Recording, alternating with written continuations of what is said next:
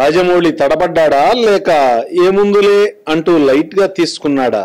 కాక గ్రాఫిక్స్ ను మాత్రమే నమ్ముకొని సినిమాపై ప్రభావం చూపించగల పాత్రల నుంచి కొంచెం చూపు మరల్చాడా అని సినీ మేధావులు చెవులు కొరుక్కుంటున్నారు. ఇంతలా హిట్ అయిన ఈ సినిమాపై ఈ కామెంట్స్ ఏంటని ఆలోచించి చూస్తే వారి ఆలోచన నిజమే అనిపించింది. అదేదో ఈ వీడియో మొత్తాన్ని చూస్తే మీకు అర్థమవుతుంది. నిజానికి బాహుబలి ద కంక్లూజన్ బలమైన పాత్రల సముదాయం. అన్ని పాత్రలు వేటికవే.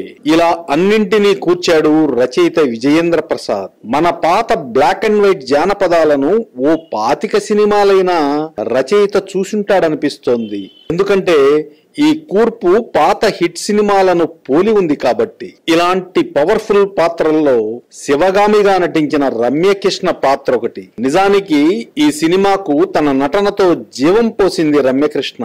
దర్శకుడు సామాన్యుడు కాదు. అయినా 2 అద్భుత సన్నివేశాల్లో కొంచెం రిలాక్స్ అయ్యాడనిపించింది సినీ విమర్శకులకు.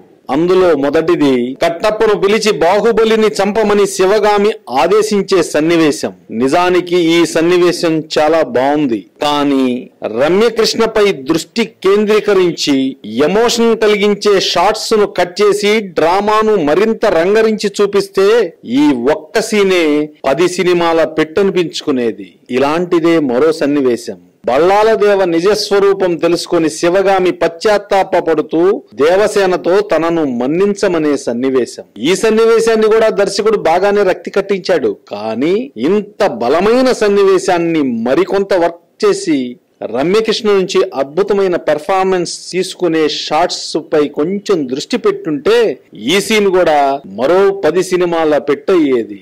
ఇంత బలమైన సన్నివేశాలను మిగతా సన్నివేశాలలాగే దర్శకుడు పూర్తి చేశాడనిపించింది. నిజానికి రమ్యకృష్ణ నటన అమోఘం, అద్భుతం. ఇంకొంచెం దృష్టి దర్శకుడు పెట్టుంటే అలనాటి రాజమకుటం సినిమాలోని కన్నాంబ పాత్రలోలా రమ్యకృష్ణ పాత్ర కూడా ప్రేక్షకులకు ఓ 50 ఏళ్ల పాటు గుర్తుండేదేమో. అదే బాధ తప్ప తప్పులు వెతకడం కోసం తపన మాత్రం కాదు సుమా. ఏదైనా ఓ మంచి సినిమా బాహుబలి ద కంక్లూజన్. ఇలాంటి సినిమా ఇచ్చిన దర్శక దిగ్గజం రాజమౌళికి కంగ్రాట్స్.